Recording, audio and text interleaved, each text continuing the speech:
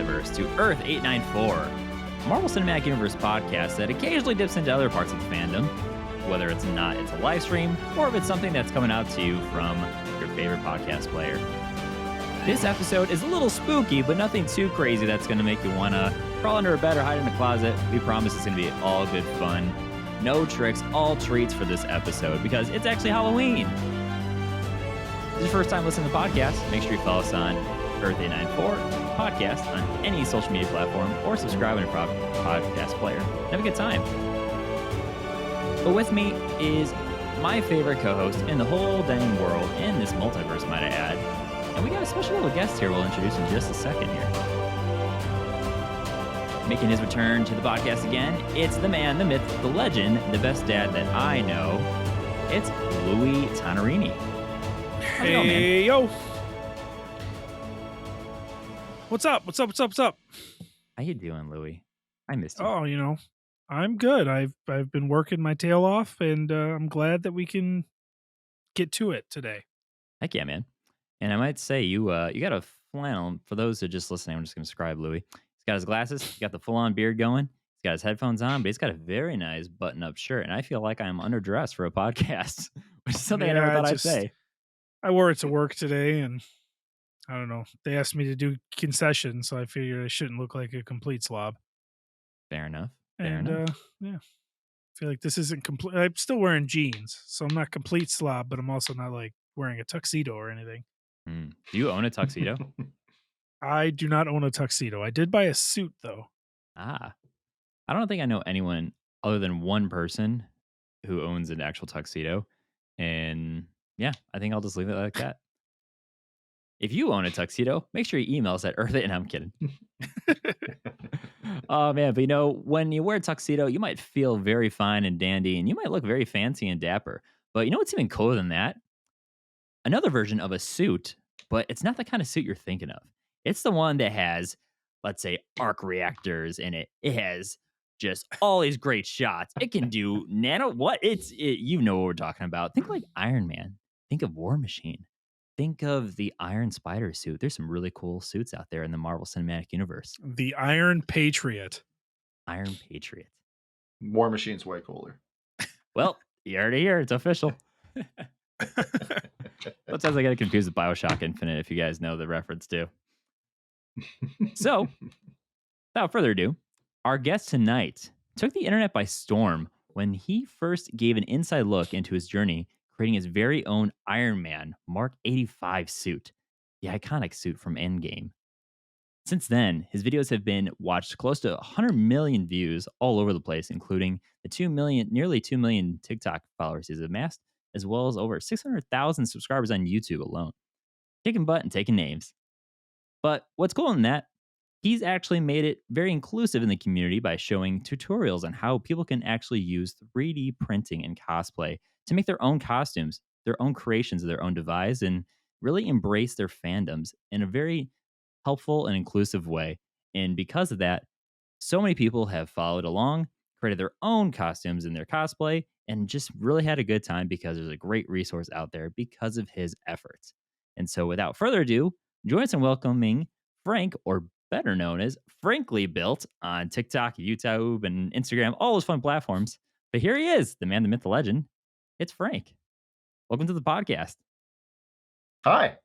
I'm going to have to save that intro and play that every time I need my own little boost of my ego. Thank you for that one. Oh, no worries. The honor's all mine. If you ever need sound effects. Thank you for having me. Sound effects, right?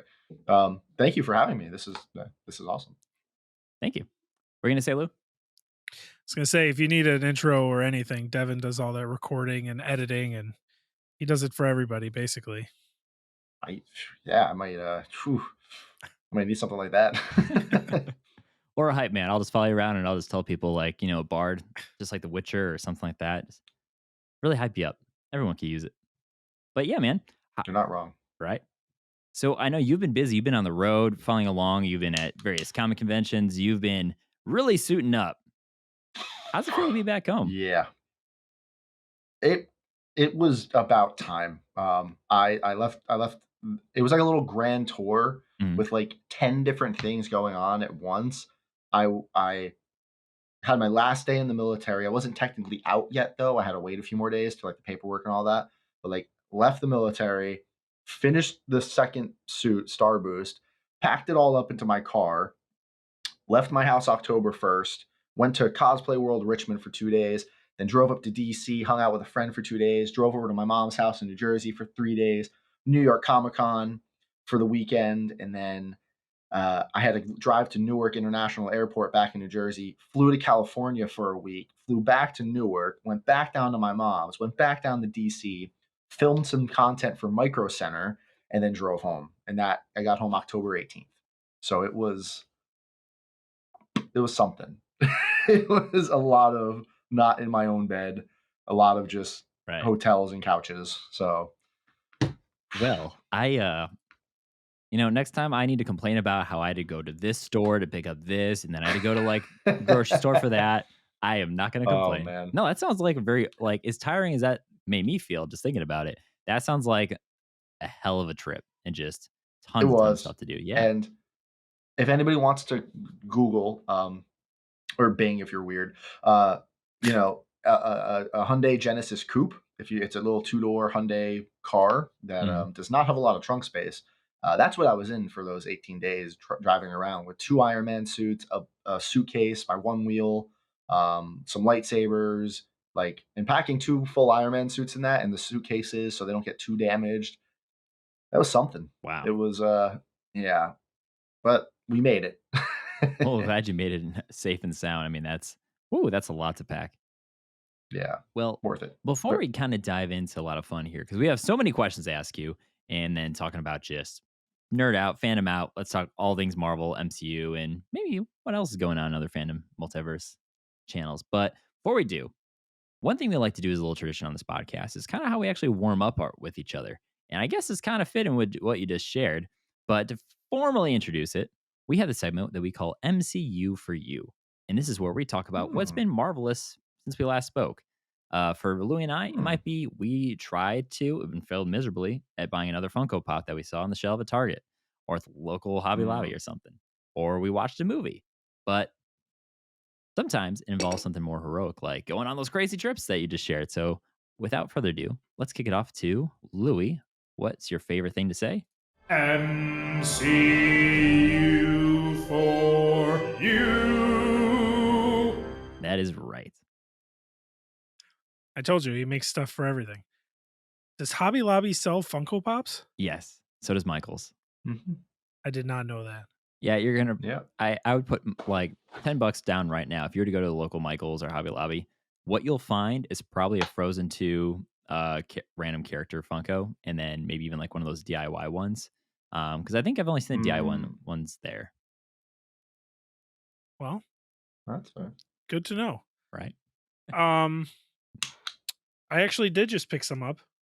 Did you? This guy is completely broken, so I got it at a discount.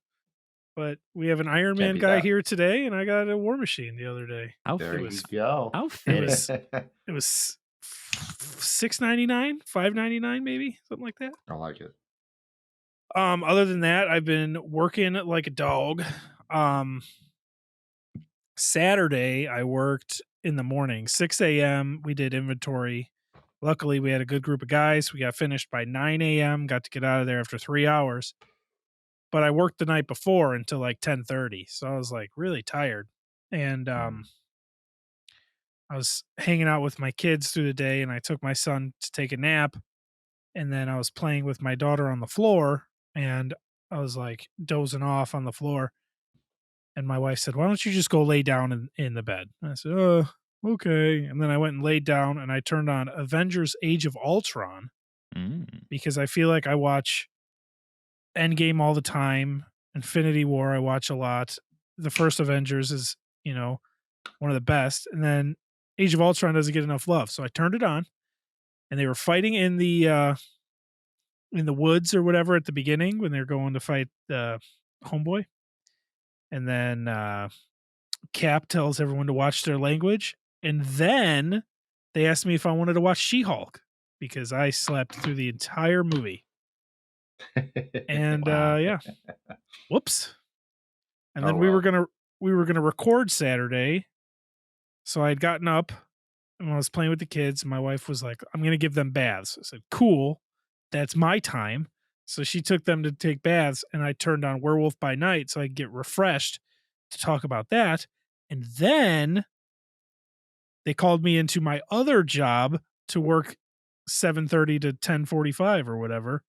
So that sucked. Some guy, I don't want to say some guy, but the lady that was working, her husband fell off of his motorcycle, so I had to go to cover her shift Gotcha. because everybody else was busy Ouch. except for me. So, long story short, I didn't watch Avengers Age of Ultron. Well, that's That's the way to go around it. that's fair. Yeah.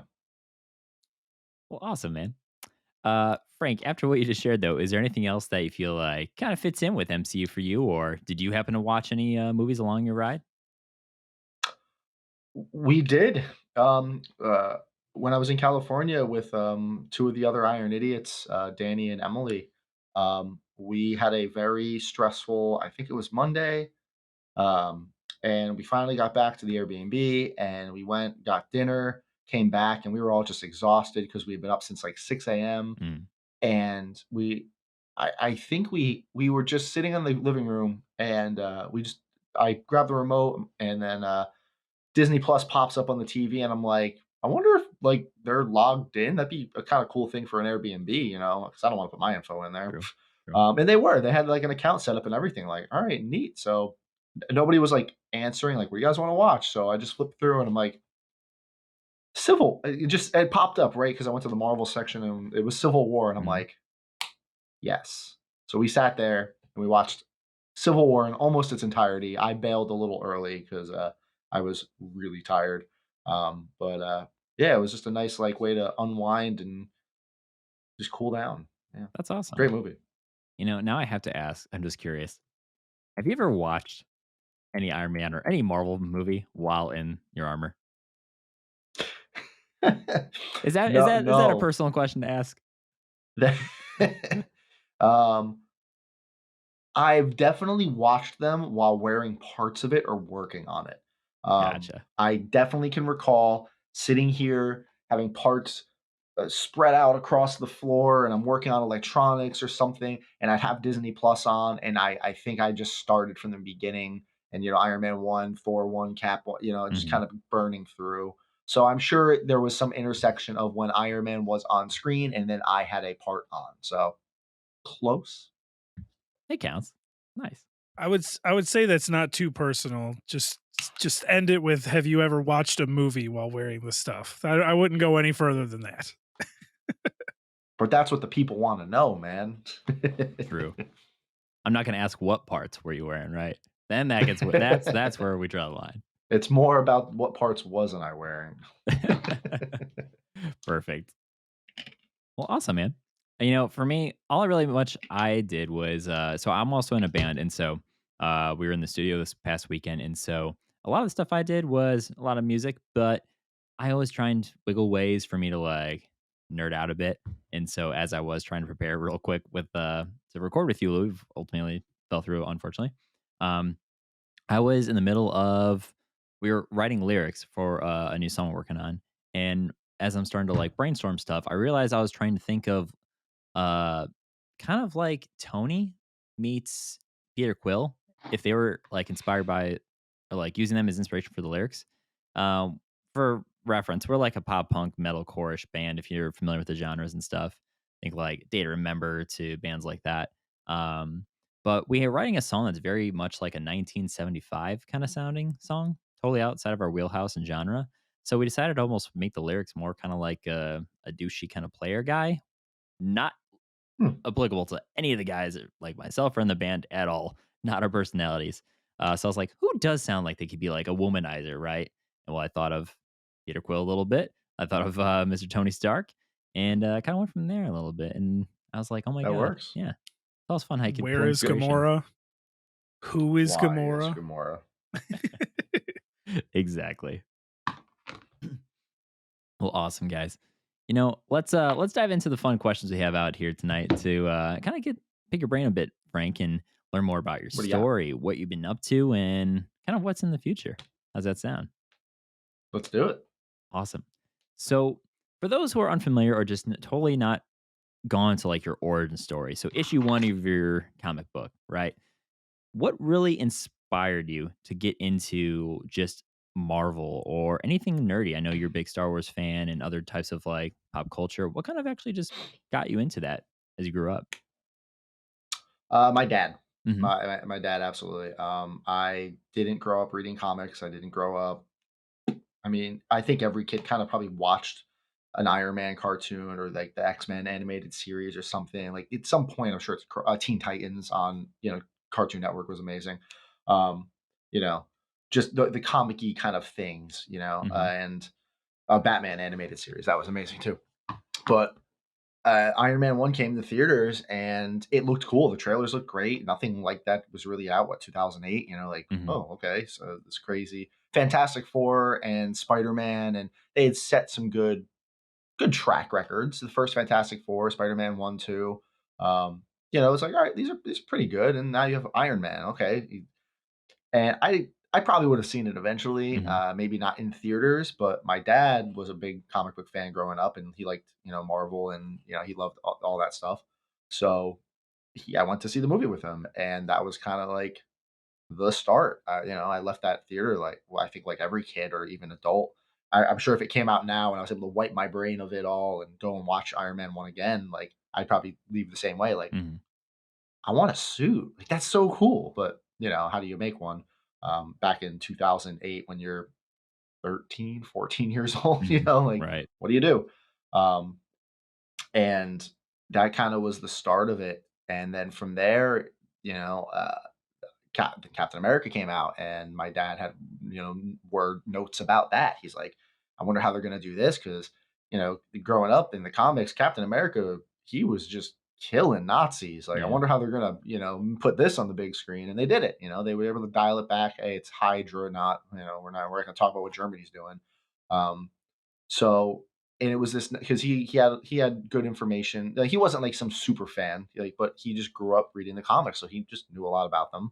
So it was nice to kind of, as I would see the movies, I really liked them, and we would bounce uh, the differences off of each other. He'd tell me some stuff about like, oh, this was kind of why they did that, and I remember this from the comics, yada yada, and I was more invested in the movies. Hmm. So it was just this fun little kind of back and forth duality we had between the two, and it just continued from there. Awesome.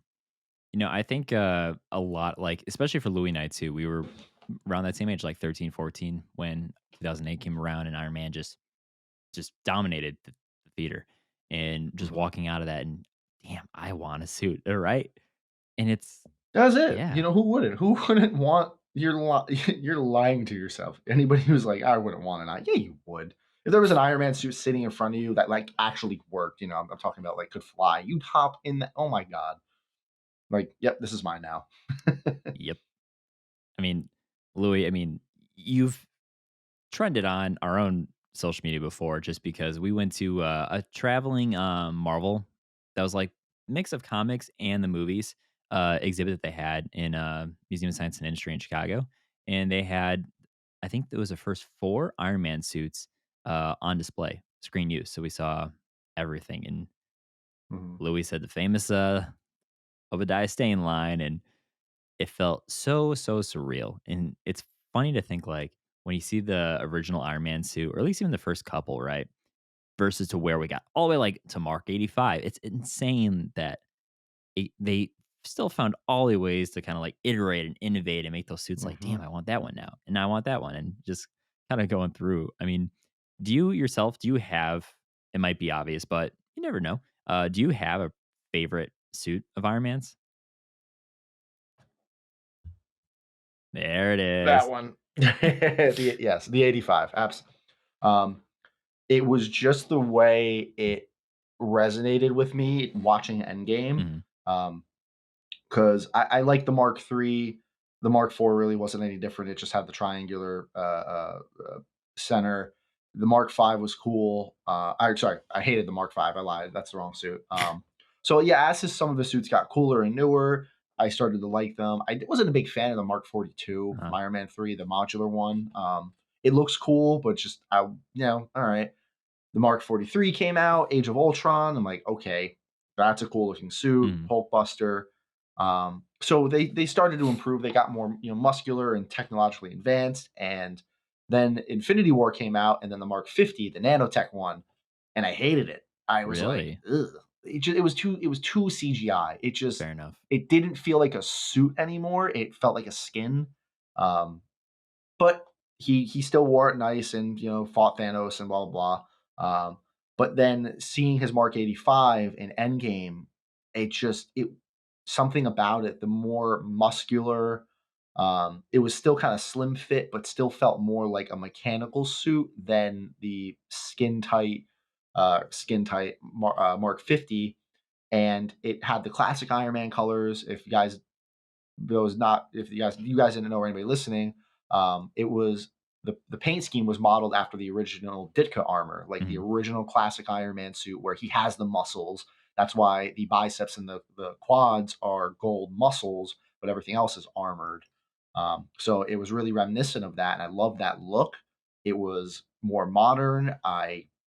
Everything about the suit I fell in love with, and that was about the time when I was like, okay, I have some money now. I'm an adult. I have adult money. Okay, let's try to make this thing. Mhm. Like this is look at that suit. Like people make these. People cosplay. There's got to be a way to make these. And yeah, that was. I will always love the Mark 85. Like Mhm. that I will always have that suit. Even if this one ends up breaking and I have to throw it away or whatever, I will make another one. That's awesome. That's incredible.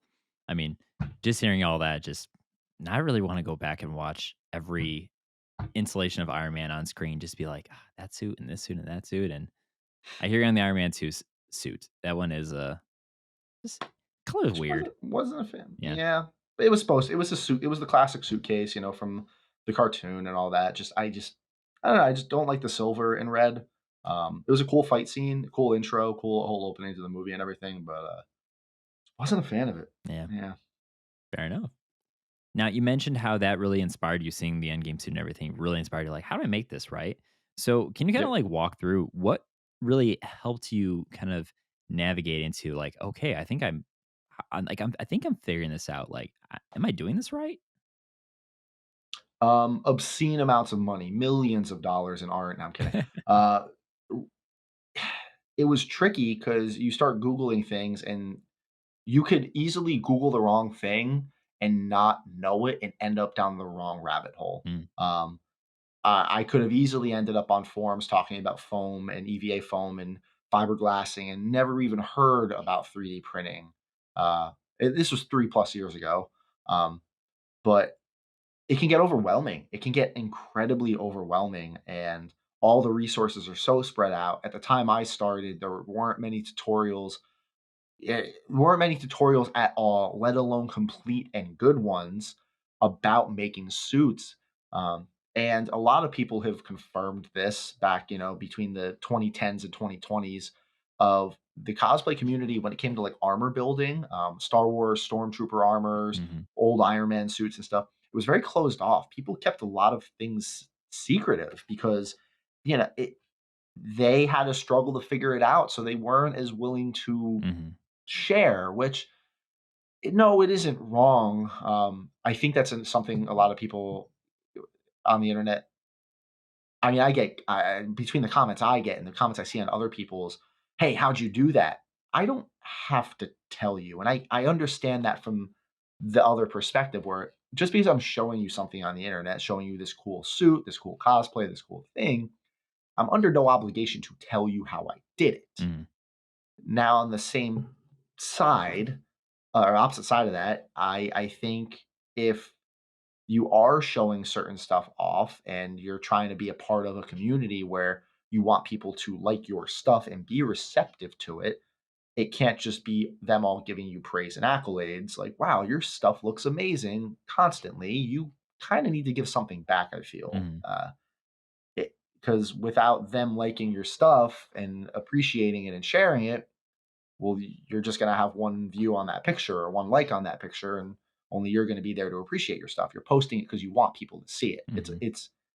I think no matter, I think everybody, just to even a little bit in who cosplay, there's a little bit of vanity there because we're proud of our work. You Mhm. know, you want to share with people and like also say, hey, I made this, and so it's a weird area to navigate.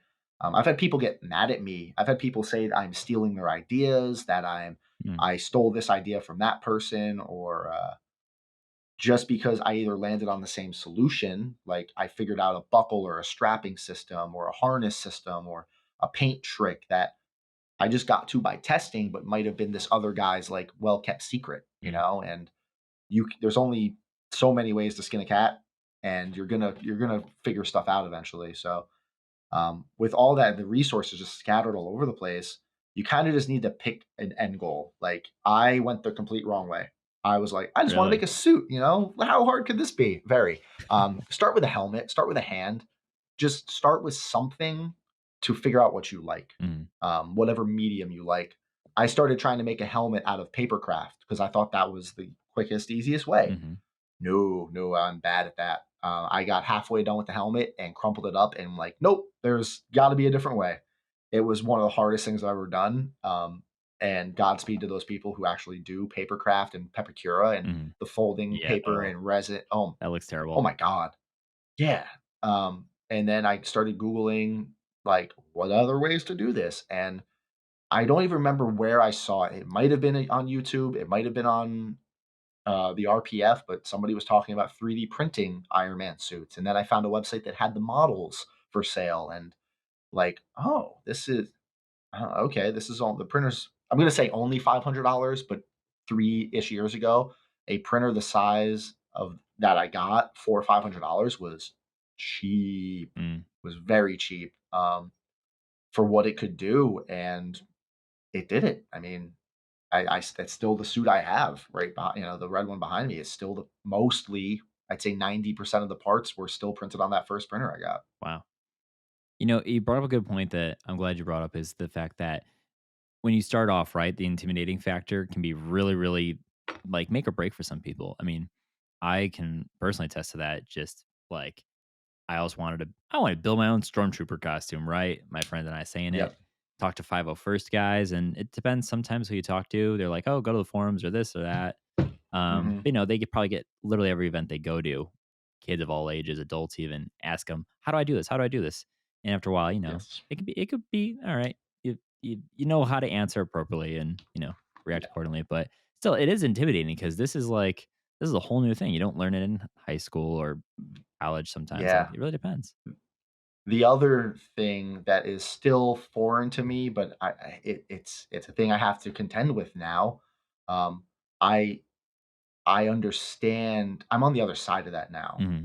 I know I have been told many times that people are intimidated to start the hobby because they see the pictures of my suit. Mm, They see the pictures of other cosplayers' suits. They see Danny's or Kiera's or Ryro's, like they see or Rogue's Gallery, Aaron's suit. My God, they see those suits and they see these amazing pictures because they're pictures, and we're not showing you the bad ones. We're showing you the good ones, and they think, how am I ever I could never make that. They get their first 3D print off the bed and they sand it and paint it and it looks like ass yeah, because they're new to the hobby and they've never done this before. And then they look at that helmet, they're like, how could I ever hope to get to, a helmet they see on Instagram or one of my socials or something? And that is also because you're comparing yourself to somebody else, and that is it, you can't just say don't do that because that's the equivalent of being like, oh, you're depressed, stop being depressed. Like yeah. it's not that easy to get somebody to stop thinking or feeling a way just by saying it. um but that's where I started. Like I started looking at these other people who had full suits, and I was like, that's I don't know if it'll ever look like that. It's probably never going to look like that.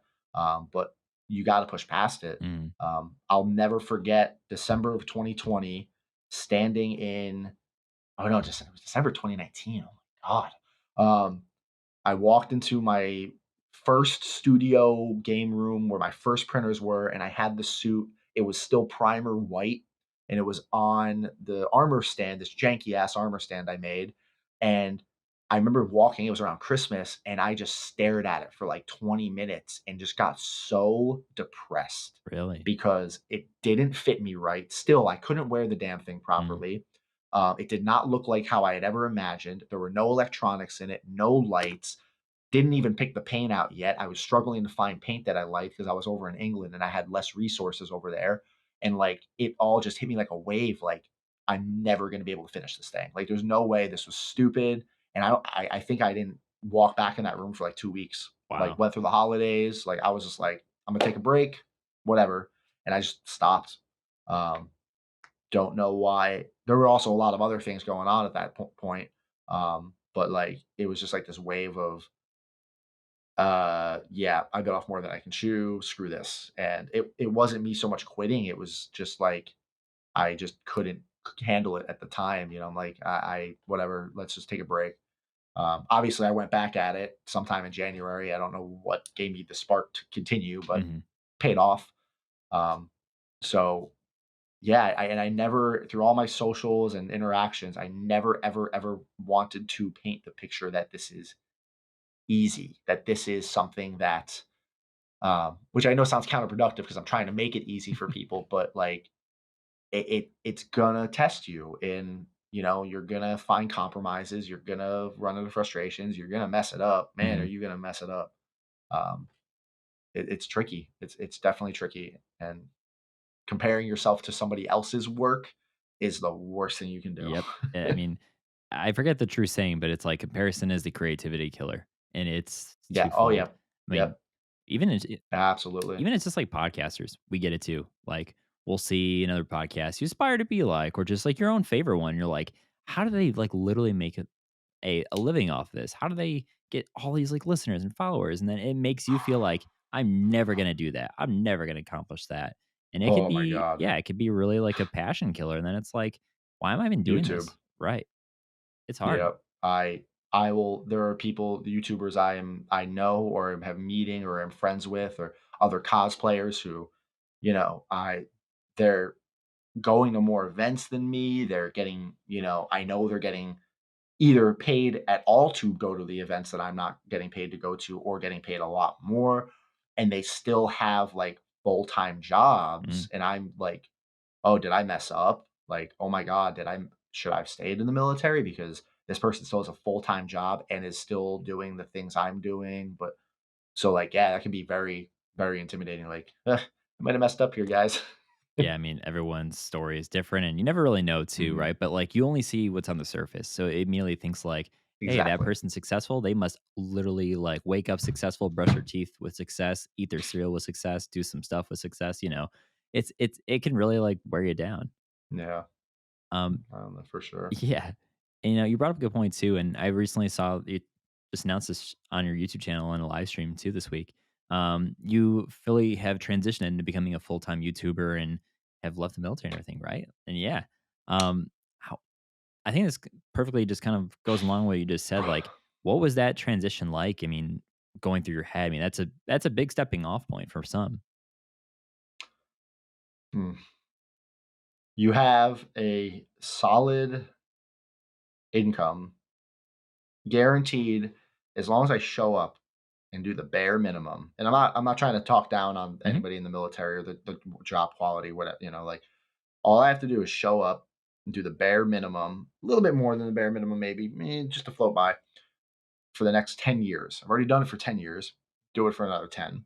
That's it. And I'm guaranteed a paycheck, a place to live, money for food, health insurance, dental insurance, a okay retirement. COVID kind of didn't do great things to that. Yeah, the stock markets and all that, but you're guaranteed work, you're guaranteed help, you're guaranteed this camaraderie, stability. You have this stability.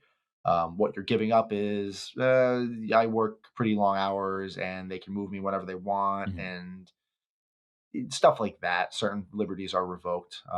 You're not a civilian anymore. So the military is a very easy lifestyle. All you literally have to do is show up, do your job, and go home. That's it on the basis, no matter what your job is. Um, let's give that up. to go be a YouTuber. And okay, well, no more stability. As long as I showed up on time and, like I said, did the minimum, I would get a paycheck. Mhm. Money would appear in my bank account twice a month. Here's and get certain promotions or raises as the years go by. You can try for more. You don't need to. Let's give that up to now. I need to chase the money. I need to chase every dollar. If I do not go out there and do the work, make the videos, build the props, do the advertising, do the talks and the podcasts, do this, Mhm. if I don't go and do that work, no money appears, period. Nobody's paying me anymore. Like, that's it. If On I you. stop making it, the money stops showing up. That's terrifying. That is the scariest thing I've ever done. Every second of the day, am I making the right choice? Is this the right thing? While I'm in the middle of looking at the paperwork and looking at my options, and I start kind of getting the ball rolling on things, I wake up at 2 a.m. one morning, just randomly check my phone because, we all do that. And I open up my email and I have an email that says, your YouTube channel has been demonetized. Oh no. Oh, it's not a good email. I have I have woken up to jet engines noises. I've woken up to crazy stuff. Nothing in my life has ever gotten me out of bed quicker than that email. Wow. Oh my God. Immediately ran upstairs, opened my email. Yep, I logged it because maybe it's a scam, fake thing. Log into the YouTube studio. Nope, it's real. Your channel is no longer eligible for monetization.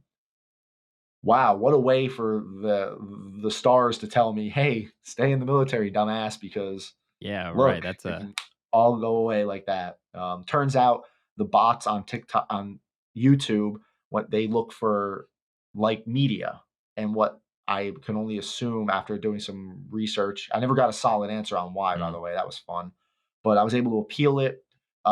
They thought I was stealing my own TikTok videos and just re-uploading them to YouTube because they're not my classic. content. They're TikTok videos from TikTok from this other guy who looks exactly like me. Mm. So they're not mine. So they demonetized my channel.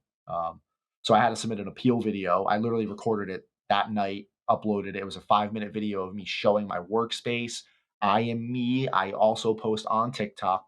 And it took a few days to get back, but that was terrifying. And it Wow. was like, oh man, maybe I am making a mistake. And um, you're never sure, and the people who support you and are fans of you are gonna tell you yes, or gonna tell you, it's the rose-colored glass kind of thing. It's like, yeah, you got this, man. You're great. You got this. You got this.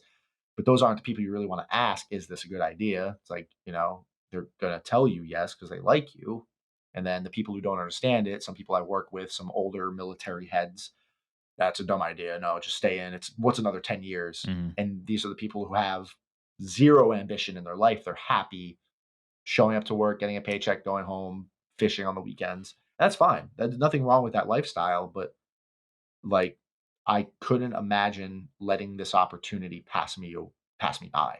Right. Like, what like, millions of people would kill for an opportunity to do that, make YouTube videos and build stuff at their own leisure as a living. Mhm. I feel almost like I'm insulting people by not trying because people have helped me get here. Um, I did stay in the reserves though. There was a nice little way to keep a foot in the door There you for go. medical and dental because YouTube doesn't have a health care plan yet. Um, so there is a few backup options. Have backup options. The military is not forever. If anybody listening to this is in the military, literally after that podcast, 3 different people reached out to me in different, or that live stream I did, Mhm. asked, say, hey, I've been tussling with this decision too. What really was the catalyst? I'm not sure. I like just have a couple backup plans because Mhm. this could all go away tomorrow. You never know. Yeah. Luckily, pop culture is constantly feeding me ideas, which is great. Um, but the whole 3D printing business industry could just disappear, go belly up overnight because somebody invents 4D printing, and I don't know. I was gonna make a 4D printing joke, but you beat me to it. So there you go. Gotcha. Nah, that that all. I mean, that's thank you for sharing that by the way too, because I mean, like, I know that's personal, but also it's like good to know No, that's because I mean, I think Louis and I can both kind of relate to sometimes like you really don't know how things can change drastically for the better, for the worse. And sometimes you had to take the leap, right? We're big How I Met Your Father fans. You gotta take the leap. Yeah. Um, They but I mean, it works out. And almost maybe if you think about it too, like that email could have been your like challenge, like it's your challenge. Like, hey, guess what? Last thing you have to do is do a little bit more, or yeah. like fall back, right? But it really makes it worth. Hopefully, it makes it worth it in the end. Silicon was what put the nail in the coffin for me. Mhm. Going to being invited to Silicon 2022 and getting my own booth there and being able to talk about printing with people who were like coming there to see me, which was really still weird, Mhm. but like that's all, that's all. It's flattering, and being able to meet new friends, hang out with old friends that I had like met online and gone to other cons with, and like I just felt so in the zone. Like this is where I need to be. Like I need to be here. I love talking about this stuff. I love having kids come up to the table and just being like you can make this stuff? Like what? And watching their parents standing behind them getting really mad at me because they know they're gonna ask them to buy a printer right when they leave, and Right. they're like, "You son of a." So it was amazing. Like I would I if I could do that once a week, I would. It was Mhm. incredible. That's awesome. And I was hoping we could have talk a little bit more about that too with Silicon. I saw you said you were like personally invited by Adam Savage. Is that correct? Or is just Not part of that? Adams. No, his. I wish, right? No, by two people named Jen and Trip. Gotcha. Trip is the CEO of the whole event. Mhm. Like he runs it.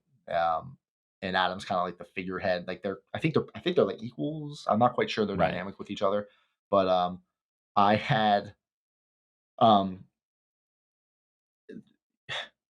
doing cons and going through the con circuits, and I mean, I think this should apply everywhere in your life. Mhm.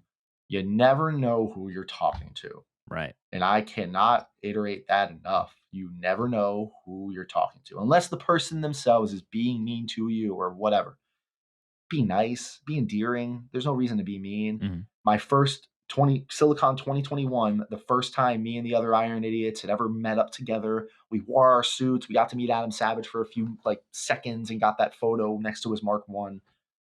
I'm walking around the con and just I separated from the group. I don't know why I was just alone in the food court somewhere. Got a snack? And yeah, I just waddling through in my suit, just do. And this guy comes up to me and he starts geeking out about my suit. Oh man, it's great. I actually have a Batman suit, blah blah blah. And I'm like, oh, that's so cool.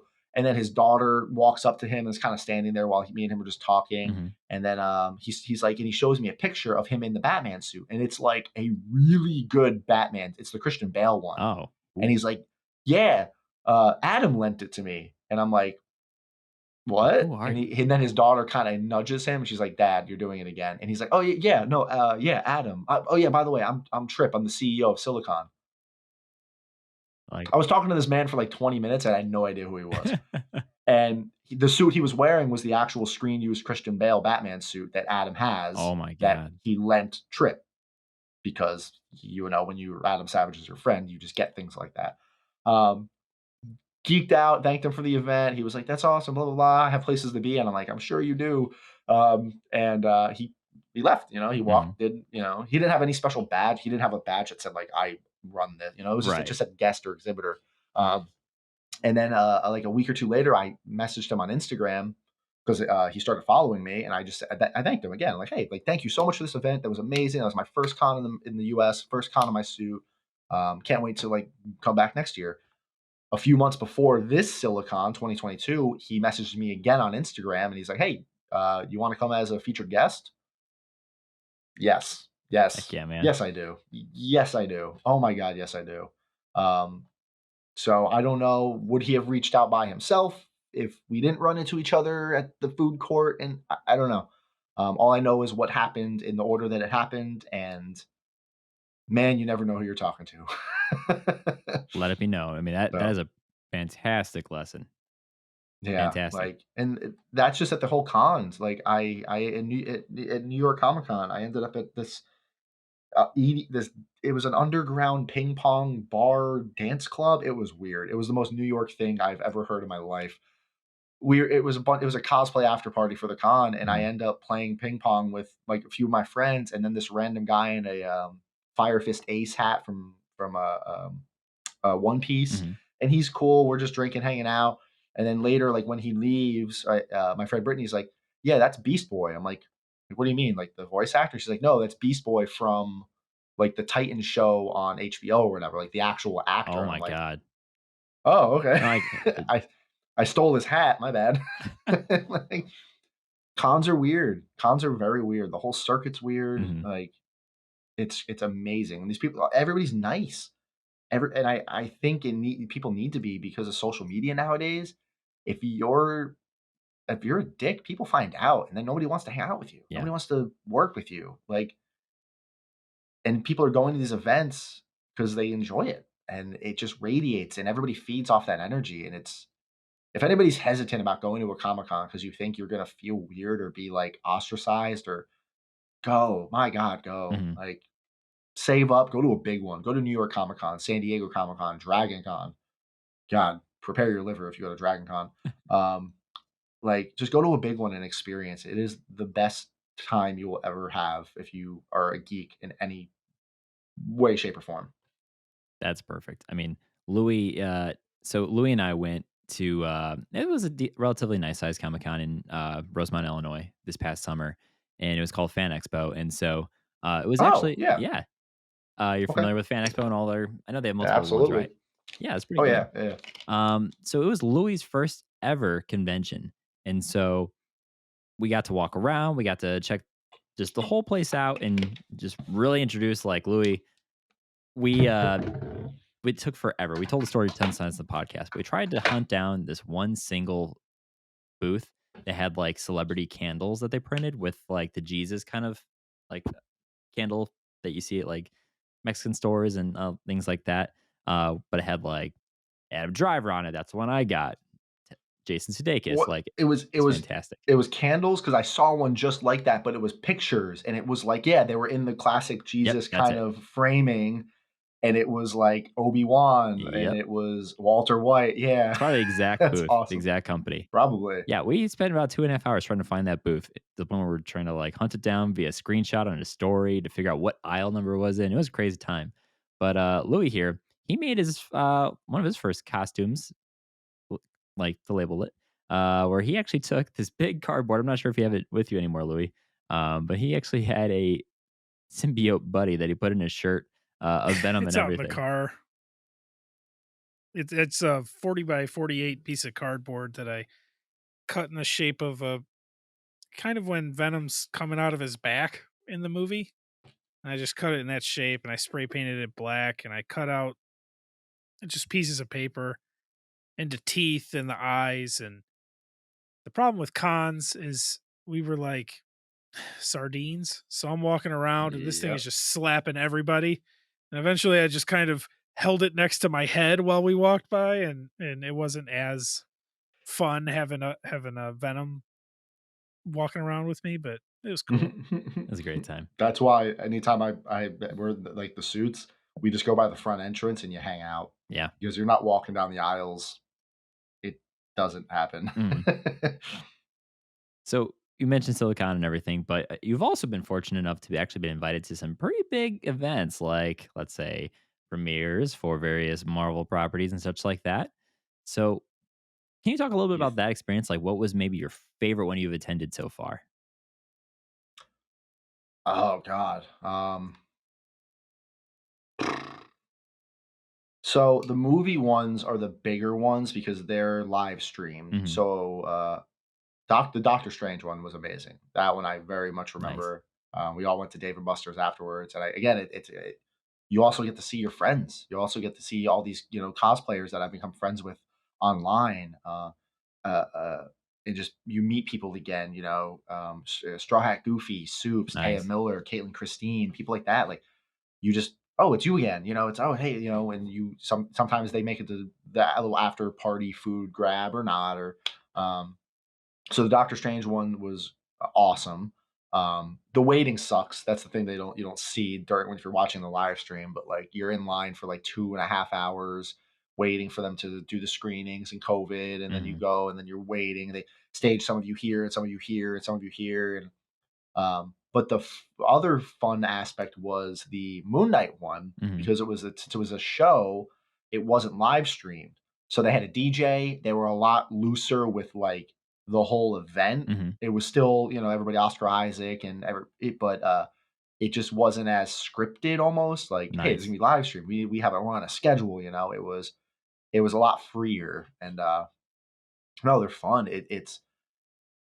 You get an invite through a couple different avenues, but they reach out to you. You don't reach out to them. I wouldn't Yeah. even know where to begin trying to tell some. Yeah, just email Marvel. Like I do not know. Um, I started as somebody's plus one because they had got reached out. My friend had gotten an email from this guy saying, "Hey, blah blah blah, in charge of Marvel premieres. You have a plus one, yada yada," and then you like it just spreads like a little bit of a web. Mhm. And if you stay consistent in the community in some way, shape, or form, you're contributing. You're a creator in some way. They keep emailing you, and hey, all they do is give you a ticket. Mhm. That's it. It's here's entry. You need to get there. If you live in LA, sick. Walk down the road. You're there at the El Capitan or wherever the premiere is. If you're in the East Coast in North Carolina, Good well, luck. Doctor Strange cost me about 1,000. That was $1,000 movie ticket, basically, Wow. because the hotel, the flight, Right. there, back, blah blah blah. But yeah, it's worth it because yeah, it gives me some content. It's networking. You get to meet old people, new people. But it's just fun. It's worth it. It's just fun to go. It's rewarding. It's amazing to be invited. Mhm. Like I get to be in the red carpet premiere of a Marvel movie. Okay, neat. Um, it's just fun. Yeah. Hopeful. Hopeful it keeps going. Would you say you had like a favorite interaction with any of the actual like cast or celebrity that you may have encountered? Um, wasn't so much my favorite, but it's my favorite seeing somebody interact with. Do you know who Taya Miller is? You've Yes. probably seen her stuff, Mhm. but we've been friends for a little bit now. But it was the Doctor Strange premiere, Mhm. and we had all go. Once you're off the carpet, they herd you inside, and then you have like 10-15 minutes. They give you snacks and drinks, and you get some candy and stuff, and you walk around in the theater. But everybody's walking around in there, so you might bump into somebody who was in the movie. Mhm. And me and I think Danny were walking. Um, we were walking around and I run into Taya and I start talking to her just a little bit, like, hey, how you been? Blah, blah, blah. And she starts looking through me and like Uh-oh. cold eye, just uh, and I kind of turn around. She's like, and she kind of like touches. She's like, that's Haley Atwell behind you. Oh, And wow. it's Haley Atwell standing in this beautiful silver dress. Like, if you want to Google Haley Atwell, Doctor Strange premiere, do it. She looked gorgeous. She's just standing like where my suit is behind me Mhm. and talking to somebody or like she's looking for her way to get into the where their seats are. And I kind of look and I'm like, Taya, I guess is a huge, I didn't know she was a massive fan of her. But I just turn around and I'm just like, Miss Atwell, and she turns around and I just leave. So now she's just staring at Taya. Oh no, that yeah, I said Miss Atwell. She turned around. I'm like, and I pointed at Taya. I'm like, she's a huge fan, and I just walked away. And you could see her just like she wanted to kill me for a second, but then I think she just forgot. But also Like, thank oh you a little bit, maybe. yeah, like so she just did. I guess they interacted and took a picture. I'm not Wow. quite positive what happened, but she gave me a hug later. But that it was so funny to watch. Like she just cold, stone cold, just locked up right through me. Just We all have somebody who yeah, would that do was that to us. That's yeah. amazing. Like, I mean, I was like a little starstruck too. I thought that's pretty cool. Like she's right there, but mhm. Taya very much wanted to talk to her more. That is awesome, man. I mean, once again, have you met Ted? Have you met Teo? In this instance. Pretty much. Yeah, that was pretty much it. Nice, man. Nice. Good show, by the way. Yeah, I mean, man. So we'll definitely talk a little bit about Marvel if he's having some time to kind of pick your brain on where everything's been for you in this phase. It's Oh, been absolutely. crazy. But I'd be remiss if we didn't talk a little bit about Halloween, right? Costumes, cosplay, everything. So sometimes, as I'm a musician, I get asked questions about musician stuff, and sometimes you're like, "Yeah, that's cool. Yep, yep." I like you get a little like you're so overexposed to it that it's like sometimes loses flair or anything like that. Where Halloween, for instance, when you have these cosplay and the costumes and everything, does it feel almost like Halloween is just another day? Like it's just a Monday, You or anything different to you? It's a meme. It is an absolute meme in the cosplay community where it's like you'll probably start seeing TikToks if you haven't already seen videos pop up where it's like me 364 days of the year and they're in costumes and it's flashing and showing, and then it's like October 31st and you're just on your couch watching TV doing nothing. It's like you just don't.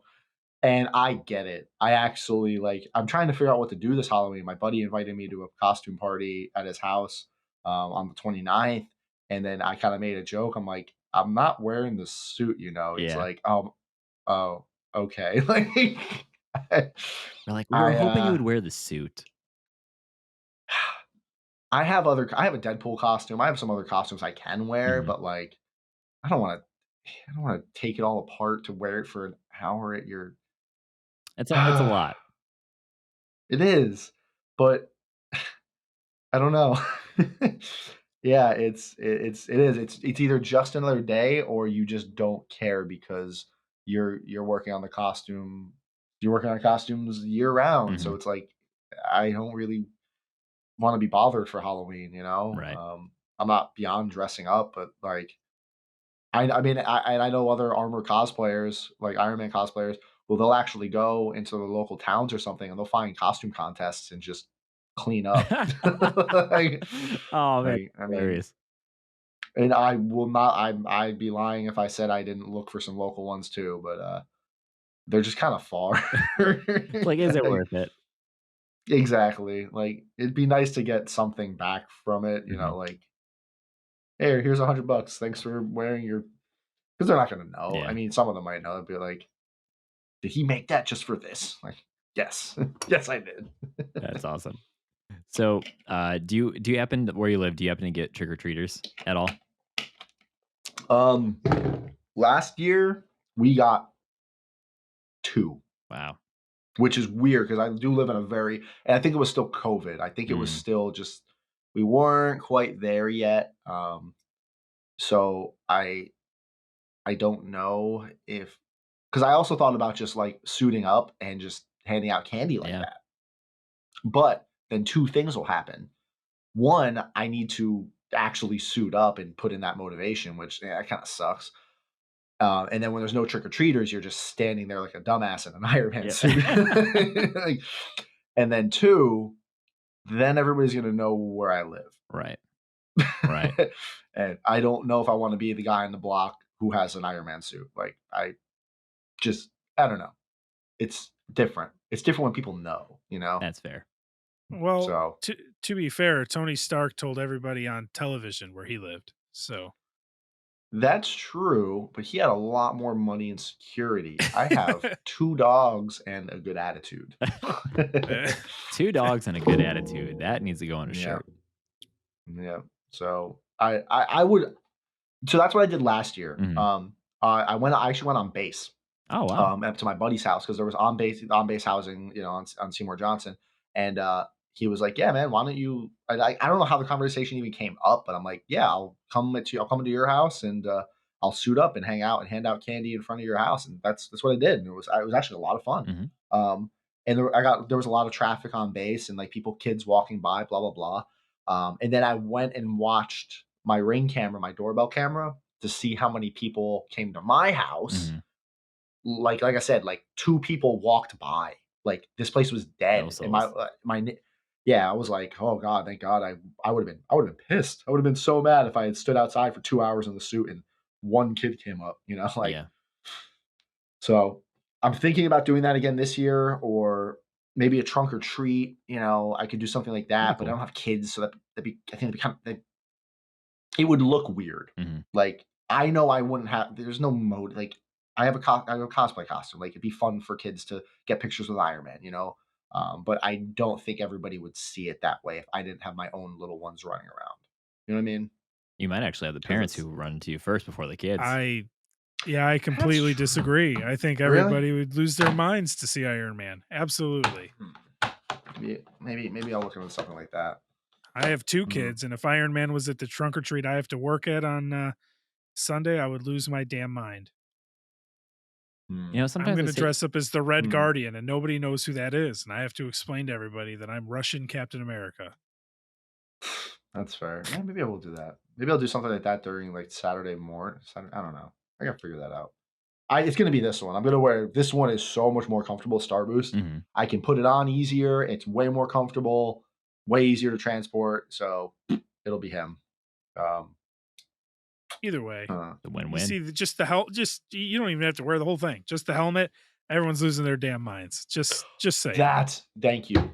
Now I know exactly what I'm gonna do for that costume party on Saturday because I have the lycra suit for the undersuit Mm. that has like it has the whole it's Iron Man screen printed, so the gaps you don't see the gaps, but it's the Mark 85, it's the red one. So I'll just wear that and then the red helmet. There you go. There you go. The helmet's all you uh, need in an Iron Man suit, as far as I'm concerned. or I don't know if you guys ever saw my Wish.com Iron Man. It's literally a giant iron, like a steam iron. It's a full size iron, and I have a dishcloth Infinity Gauntlet that has stones glued to it. You know, that's perfect because I was going to ask, with your expertise and your knowledge, let's say I have a friend, being me, who has procrastinated terribly due to ADHD on what to wear to an upcoming Halloween party this coming Saturday. Well, now in the past. Now, what would you give for advice? If I want to make something cool or anything Marvel, it could be any fandom related as a costume. What would you advise me to do so I don't look like a Wish.com version of Spider Man or anything like that? Imme- Immediately, right now, you're already late. Get on Etsy or eBay and buy a Deadpool mask as fast as you can humanly get one. eBay, Amazon, Etsy. Get Mhm. your hands on a Deadpool mask, and then you can wear anything you want. Ah, To wear a tuxedo, wear a suit, wear a bathrobe, wear a tutu. Nobody cares. Put on the Deadpool mask. You're good. that's solid actually. Brilliant. Guess what? I Brilliant. also have a Deadpool mask. Shit, I have a lot. I could wear the white suit to the trunk or treat with no helmet and just the Deadpool mask. I do want to do that with the red suit one day. Once the helmet, I need to make the helmet a little bigger. I want to walk around with the Deadpool mask underneath and pretend like I'm Deadpool who stole an Iron Man suit. I have never seen That anybody is do that. funny. That Yeah, would be That like would I be could be Wade amazing. Wilson. Yeah, like I've tons of Deadpool cosplayers. I've seen Bob Ross Deadpool, yep. Ross Pool, amazing. You know, I saw New York Comic Con. There was a Pope Deadpool. There's some I'm incredible not ones. particularly religious, but I'm sure that offended some people, which is even funnier. Uh, but like, yeah, get a Deadpool mask, and yeah, Deadpool in an Iron Man suit actually would be really funny. Now that I'm thinking about it, I wouldn't even have to put the gloves on. I could put the Deadpool gloves on, and I'd actually have dexterity with my finger. Oh my god, this is such a good idea. Look at Oh what we my come up god. to here tonight, right? From on Ah, a budget to like, oh my god, this is brilliant. Why are we not doing this? Write this yeah. down. That's Yeah. Oh, awesome. just have a Deadpool mask. It is such a good backup because you can just do the mask I have was $150. It was a Mhm. little bit more on the pricey side, but it's a very nice mask. It breathes nice. I bought a $10 one that's basically just BDSM material. It's not great. It's So it's a just Deadpool mask. leather. No, no, it's Nice. bad. You literally can't breathe in it. Like, Oh no. not great. Well, some people might be Nice. into that, but that's on you. But like, yeah. There you go. And honestly, you probably go to a party fair or party city. I'm sure they have a Deadpool costume. Yeah, I'd say so. Yeah. I I have a PS4 advanced suit that I bought years ago from like one of the cons. It was the first time I've ever dressed up for anything, and I've worn it a total of 5 times now. Last time was at Louis' son's third birthday party, where I was Spider Man and he was Doc Ock, and he made a killer from scratch costume. Loved it. The kids cared more about Doc Ock and spraying him with Silverstream than they cared about Spider Man, just standing there like a jackass. Well, they got to spray me with silly string. Nice. I wish I was doing it more. But I bring it up because I have really poorly 3D printed lenses that I just let sit on my shelf Mm, for like 2 years. And so here's the day. And sorry, Louis, I'm saying this publicly now. I really needed to fix my mask like hours beforehand. So I just got like fabric super glue and glued on the original, like kind of rubbery lenses that came with it originally. But oh my yeah. God, I was afraid I was going to like suffocate or knock myself out from the fumes of the of the glue and adhesive on the mask. I was a little nervous, I'm not gonna lie, because it was in the middle of summer. I I do not envy armor cosplayers or cosplayers who have to keep their mask on. Mine opens. It's not that bad. Mhm. But man, like Halo cosplayers, certain Batman cosplayers, like that's just on there. Yeah, You're stuck, dude. that's tough. Ugh. Now, with your costumes too and, the cosplay and everything, so you've made tons of advancements and just kind of like odds and ends that really make it more comfortable for you and the stuff that people usually don't see. Quality Exa quality of life improvements. Right. And so, Key. what would you give for kind of like advice for people who have like they want to have? I mean, maybe let's start with like maybe what's some common issues that people might experience when they're wearing a suit from exhaustion from like heat with fans or anything like that. What kind of advice would Foot you give for that? pains. Feet. People sleep on their feet. People really, because you're testing the costume, you're standing in your room and you're moving around, you're doing this. You're like, yeah, okay, so it doesn't pinch, it doesn't you're moving, but you're not standing for hours. Mm, And people do not take foot comfort into account for that. You can stand here for 20 minutes and move around and start, okay, yeah, no, this will work. This is great. But when you're walking around and you're a little more excited than normal, you're a little more bloated than normal, you probably haven't eaten or drank anything in an hour, two, three, four.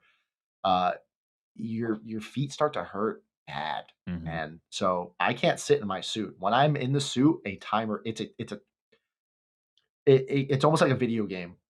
And every single armor cosplayer will, everybody who does Halo costumes, Star Wars costumes will tell you the same damn thing. There's a point where the timer starts. And in my red suit, it's when the legs are done. Once the legs are on and I'm in the shoes and the cod piece is on, a clock appears above my head. Wow. In the white suit, it's when the helmet goes on. A timer starts and it never gets longer, but damn, it can get shorter quick if you move the wrong way. Mm, Yeah, it's just ticking down, ticking down. You have about 8 hours. Oh, you just bent the wrong way. Make that 7. Like, it just, yeah, it'll just get cut down, down, down, down, down. And once that timer hits the end, you're done. You are, and you also need to take into consideration if you're in a more attention grabbing costume, the walk back. mm, At WonderCon, it took me and Danny about an hour and a half just to walk back from where we were because you're getting stopped by everybody, and you don't want to be rude. By that point, every photographer can absolutely just eat a bag of dicks. Like, go away, we don't care anymore. mhm. But if it's a kid, if it's a fan, you stop. Right. You do. So yeah, you have to take into consideration you're going to get stopped even when you're trying to get back to get out of your suit. Like, and it's just this big timer and it's a mental thing. And if you go in the wrong way, it's yeah, it's tricky. But foot comfort, that little thing that's pinching, oh, it's pinching in your arm a little bit, but you're in your house and you're just testing it. If it's a little pinch after a minute or two, after 5 or 6 hours, it's going to be a big pinch. So Mm, fix it, fix it, fix it, fix it, fix it. Like, just you have the time. If you have the time, fix it. It's yeah, the little creature comforts. And if you need somebody to help you put your costume on, make it idiot proof. And because I know that this plug goes here and then this plug goes here. And no, no, no, it's not the plug that's a little longer. I know that. right. But when it comes into, all right, I can't buckle my shoulders in. I have a buckle here for the shoulder pad, and then I have a buckle here from the bicep. Well, one's a male and one's a female, so it's impossible for somebody to plug them in wrong now. Like little things like Mm, that. Make it so if all you said, hey, buckle this in, there's only one way they can buckle it, not five. And because a happy handler is a happy con, because I can't walk around in the suit by myself. It's literally dangerous. I could get pushed over, knocked over, parts could start falling off, you know? Mhm. You never know. So yeah, make it idiot proof. That's some solid I have a advice. question. Can I ask you a kind of personal question? I believe it was Iron Man 2, Yes. if I'm not mistaken. He No, says, you're right. Iron Man 2. Everyone asks me how I go to the bathroom in the suit." And then he goes, "Ugh," like that. Just like that. Like that. So yeah. Is that like a big time thing, or do you tape a bottle to your leg, or Uh, you don't I I get this question in jest. I also get this question seriously. Mhm. Like, how do you go to the bathroom in that thing?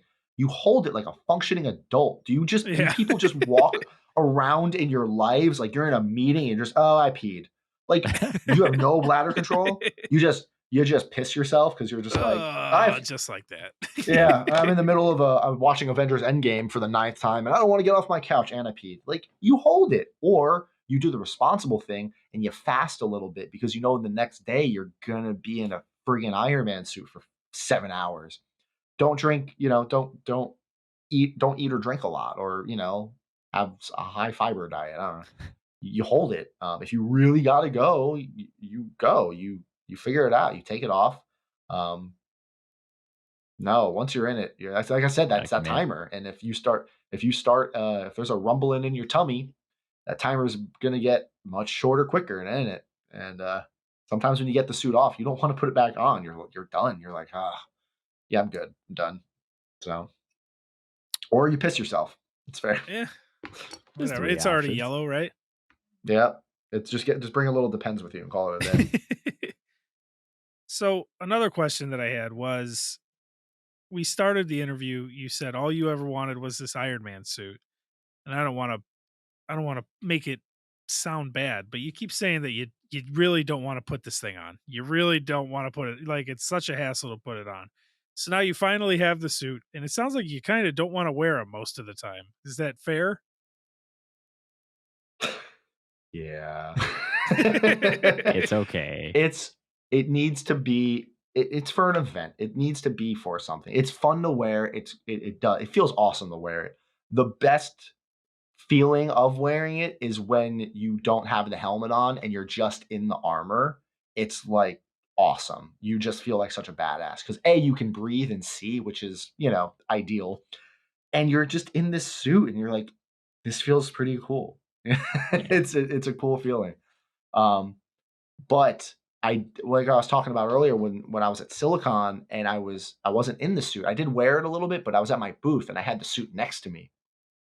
And if you gave me the option, here, stand at this booth for 8 hours and talk about the suit, talk about 3D printing, or walk around the con for an hour in the suit, I'll take the first one every time Right. because I was able to talk to a lot more people, educate more people on it, and that was way more fun to me than walking around in the suit, which is still fun. I was explaining it to a coworker at one time. They were like why? Like he's like, I know nothing about con. I see them, but like, why do you go to cons? Like, why are you dressing up in a suit to go to a con? Is it something for you, or? And he was genuinely asking. He wasn't trying to like make fun of me or Mhm. anything. I'm like, you can go to L.A. or Silicon Valley or New York and probably bump into Robert De Niro or Tom Cruise or maybe even Robert Downey Jr. You can bump into a celebrity in Walmart or Target. Ben Affleck, I think, lurks around like CBS. Like you can bump into those people. Where the hell else are you going to go to bump into Batman Mhm. or Iron Man or Superman or where can you go to bump into heroes or people? And as a kid, you would go to a con. So I get to now put this suit on and go and be that person you bump into. I'm not trying to trick anybody, but like hearing a little kid, and it's happened to me plenty of times at this point, you'll just hear a little kid on an escalator or walking by you, just yell Iron Man, and like you can't do that. Doesn't happen in public. That doesn't happen, at a Walmart. Like that's something you just gave to that kid, being able to Mhm. like, oh yeah, mom, remember when I was 3? I remember seeing, Master Chief walking around. And that's such a cool feeling to be able to give to people, and adults too. Like I mean, I probably take, like you said, more pictures with adults who just want a cool picture with Iron Man or a whole bunch of Iron Men walking around and other cosplayers. Like, I don't know if you guys watched the show Disenchanted on Mhm. Netflix. Bean, like there was a cosplayer in a cool Bean dress. I took a picture with her because she wanted a picture with Iron. Like so cosplayers want pictures with each other, Right. and then adults want pictures with them. So being able to like do that, it's just fun. And if it inspires other people to like go and make their own costumes because they see some guy walking around in an Iron Man suit, like, why not? Like, what am I losing? I'm not losing anything. Heck yeah. Yeah. Yeah, I don't wanna, like, compare us, obviously, because you're a professional and I'm a dummy, but it was God, the end of August was my son's 3rd birthday, and I'm sure you're tired of hearing about Doctor Octopus, but I stayed up all night, and I just bought, like, a green long sleeve shirt, and I used yellow duct tape to make, like, a chest plate, and then I wore green work pants, and I stole boots from my job, the yellow boots, and then I made yellow knee pads, and then the hardest part was the tentacles, obviously. So I used pool noodles, and I put little zip ties around on them to make them look robotic, and then I fed uh, wire hangers in them to kind of give them life and bend them around into different shapes. And the hardest part was to get them on. And then I had two pieces of wood in an X that I zip tied them to, and then I had to cut a slit into my shirt, and then I had my buddy, like you said, make it idiot proof. They were bungee cords. And he had to I'm a big guy, so he had to like pull really hard around my back and bungee cord these things to my back. And I think every day since then, my son has said, "Can you put on the Doc Ock costume?" And I've worn it one time. There's no way I'm putting that back on. You're out of your mind. Yeah, I mean, Yeah. to the kid point, That's amazing. it is awesome to like have an actual kid be like, "Oh my god, I actually just saw like that guy I love in the movies, like my hero," right? I mean, Yep. do it for the kids. Now, one of the last few things to kind of tie it all back in here is the actual 3D printing aspect of it all. Um, I've always wanted a 3D printer. One of our friends, a good friend of the show, Richard, has a 3D printer and got a really slick looking Red Guardian mask made for Louis, which was awesome. So, for people who are just still interested in like now with so many more options out there, right, for the actual printers and materials and all like that, where would you kind of guide people on where should they start looking, or what would be like a good kind of starting point if they want to start using 3D printing? Well, hmm, tricky question. There's a lot of places to start, and now with the way the community's going and the hobby's going, there's a lot more options. Hmm. I have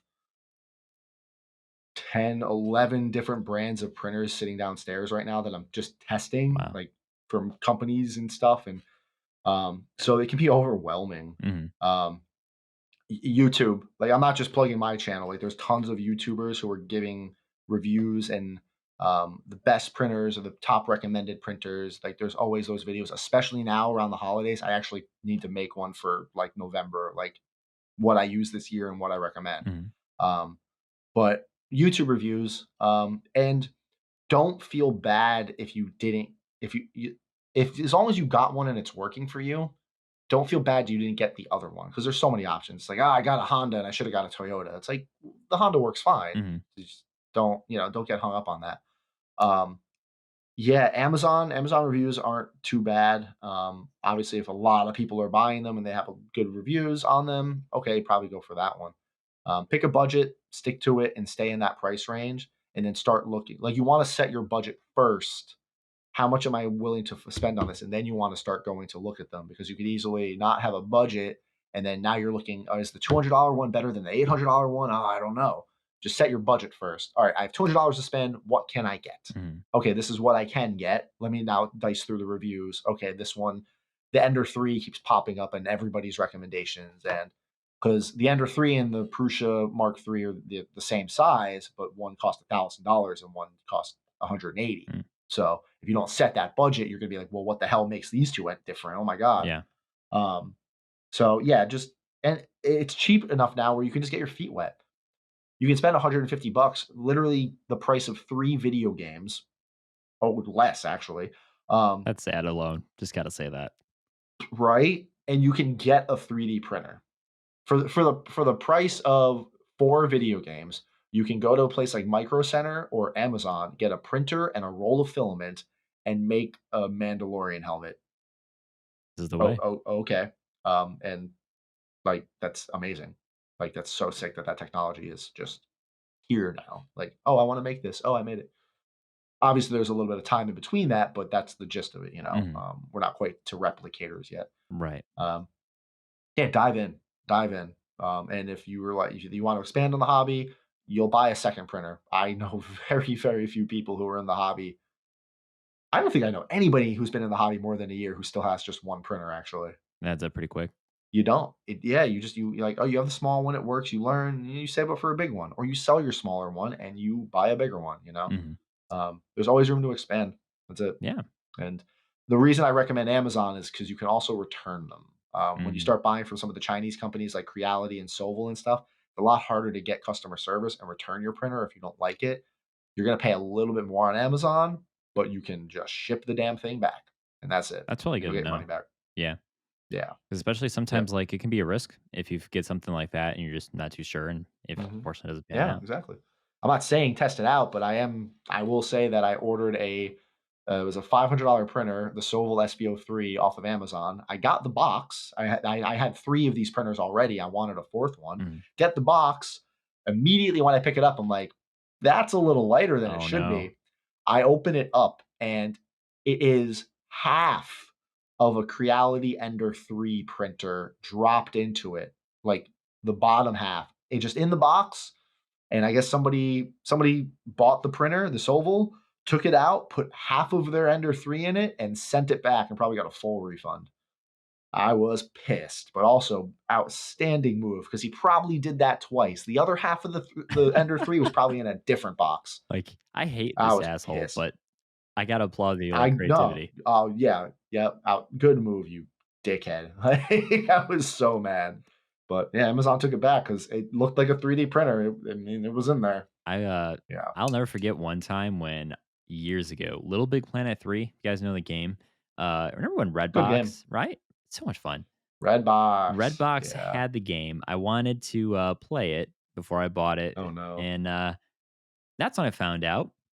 As soon as I got it, I opened the disc, the box and everything, and I see someone took a scan, and not even a good scan, scanned the disc that they originally rented, printed it out, not even in color, just black and white, and it still had the little barcode that they have on that No. inside of the disc, and then put in this piece of poorly cut paper and put it back in the damn box and returned it. So they got the full game, but Redbox, all it needed was that sticker and read it. And so I immediately No. took it, looked at it, said, "Are you fucking kidding me?" Put it back in within seconds, and I still got charged with like the 3.99 for that game. And I was like, You you're gotta kidding me. respect the move. I You gotta. can't even be mad. You can't even be mad. Like, outstanding move. Yeah. You God. Yeah, I will never forget that. And then I bought the game too, from GameStop, got home, my friend was joking, he's like, "What if the game's not in there?" I'm like, "No, whatever." Open it up, there's no disc. You didn't check? Turns out, That well, I got, like, a box set, so it actually had, like the Ah. collectible, Sackboy and everything. I brought it back and I was like, "Guys, I swear I'm not trying to steal from you, whatever." They're like, "Well, this is weird," and then they came back like, "Oh, that's our bad. This was the store copy we, like, put in the, like, demo or whatever. So we actually had the disc. That's on us." But I was like, I was cursed, man. I was cursed. That's amazing. Oh, no. Oh man. So one of the last questions I had for you with 3D printing. So the device, great advice. But on the actual like forum side or just like looking around, I think that's why I love your channel and your content and your videos and your tutorials is like you openly admit like I didn't start off like designing all these Iron Man suits from scratch. I a designer. But there are resources out there that allow it to like be possible to print these, and the craftsmanship comes later on. But the designing, you don't have to be a mechanical engineer or I anything. just 3D modeled my first thing 2 days Oh, ago. how'd it My feel? first thing ever. Annoying. I was just annoyed by it Yeah. I because it wasn't coming out how I wanted it. background, my undergrad degree is in biomedical engineering, but I'm in marketing now, and thank God. But one of the things I had to do with part of my project was actually 3D model and print and actually apply a oh my god, shows how I've lost my memory already on it. A whole humerus implant. So for the shoulder replacement, we had to do that. For that, the glenoid fossa, I had to do. I have it somewhere. It looks like a potato chip. My senior project was a lumbar disc replacement, and it's just like I hated that designing so much. So when people have this crazy stuff, I mean, going back to when you talked about that comparison can really kill your creativity. I'm Mhm. also very thankful for it because you can find these files online and everything. So if you're like Yes, me, you can. where can people look to actually get those cool things? There are tons of free websites. Thingiverse.com is probably the most popular one. But you also have websites like thangs.com, um, Colts 3D, and My Mini Factory have a good amount of free files. You can also go to websites to pay for higher quality files. Do3D or Do 3D. Hmm. They are the one I like because they have tons of Iron Man armors and costumes. CGTrader.com. Turbo Squid, I think, has some 3D printable files now. My Mini Factory, Colts 3D, they also sell files. Etsy, tons of 3D printable files all over Etsy. Nice. Um, I think Yegi is the name of the website, yegi.com, and it's a 3D file finder. So if you search Iron Man mask on Yegi, it'll search all the other websites and then give you lists and stuff. And Instagram. Instagram has a lot of great 3D modelers now. Mm, So if you're looking for particular files or stuff, you can kind of fall down rabbit holes of finding 3D modelers who are independent, and they have their own files for sale. Usually they also sell them on Etsy and stuff, but hmm. yeah, there's tons of resources. I mean, so thousands, and not at this point, millions of free files you can get. Because there's people who just like modeling stuff. They have a problem, they model it, they find a solution, or they do it, and they throw it online for free because they're like, yeah, other people can use this. That's great. So you can definitely print tons of stuff for free without running out. Awesome. Well, before we kind of kick out for the episode and everything, we got to talk Marvel, right? I mean, that's the whole point of our podcast. So for you, let's kind of talk a little bit about your character traits here, right? We're pulling out your Shield file directly from Nick Fury himself, and it's got the lowdown. But we might not be trusting it given the whole fallout with Hydra and Shield and everything, right? So we got to take it from the man, Frank himself, the source. Such a nerd. Louis loves me, right? Uh, so, and I feel like I gotta. Maybe this is a surprise. This is a gimme. Might see where this is going. Who is your favorite character or hero in Marvel? Mm, And this is all of Marvel, so you can include just MCU, or you can mm. go into comics, everything outside MCU. Totally anything that falls under that Marvel umbrella. I I know Iron Man's kind of the obvious one. There are some comic runs where I did like him a lot, others I didn't. Mhm. I definitely like the MCU's interpretation of him. Um, I really am a fan of Nova. I really do like Nova. Ooh, Richard Rider, not I mean, I do like. Oh God, I can't. Sam, I do like Sam Alexander, but Richard Rider, not like him. Um, and Spider Man. I mean, it's Spider Man. heck yeah! You know, and I don't know if you guys will agree, but we'll find out. Let's see. I still to this day think that Andrew Garfield's interpretation of Spider-Man in The Amazing Spider-Man 2 was the best on-screen Spider-Man. Not talking about the plot of the movie, whatever the heck, Right. but like his attitude, that ending scene where he's just boasting at Rhino, that was Spider-Man from the comics, the Hmm. closest we've ever gotten in the MCU. Because it's canon now, it's Right. MCU, right? The closest we've gotten on screen to like a good spider, the best Spider-Man, I think, was him in that movie. The cockiness, the knife, I mean, the knife scene. Oh my god, tiny knives. Like that was the strength, confidence I wanted to see in that. And Mhm. no, it was yeah, it changes from time to time, but yeah, Spider-Man, Iron Man, and Nova. That's a good trio. I don't think we've ever had anyone Yeah. say Nova, so that's very Nova interesting. Nova is dope. I saw your Nova helmet. I was when you guys were talking, I was scrolling through your Instagram, and that thing was fucking awesome. Which one? I have 3. The Is it the one I from the don't know. Guardians of the Galaxy game? The one with the detachable star on his forehead. The Sam Alex yeah, that's the Sam Alexander one. Yeah, that one is sick. Regardless, it Yep. was awesome. It was Yeah. just the first one that I saw. Yeah, I And like I it. saw you had a It's cool. Daredevil one that was really Mhm. cool. Daredevil's sick too. Yeah. Yeah, God.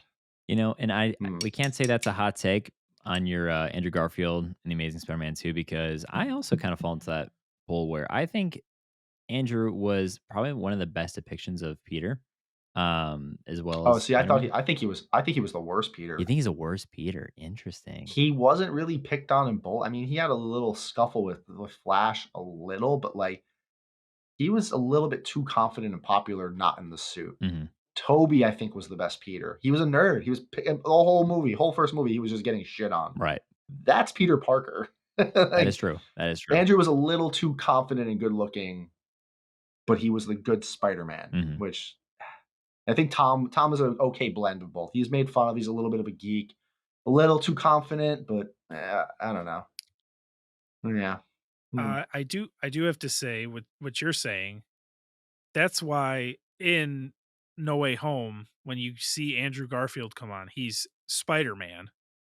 And then when you see Tobey Maguire come on, he's Peter Parker because historically Andrew Garfield's the best Spider-Man, Tobey Maguire's the best Peter Parker, and Yeah. then once again Tom Holland's the best blend of both.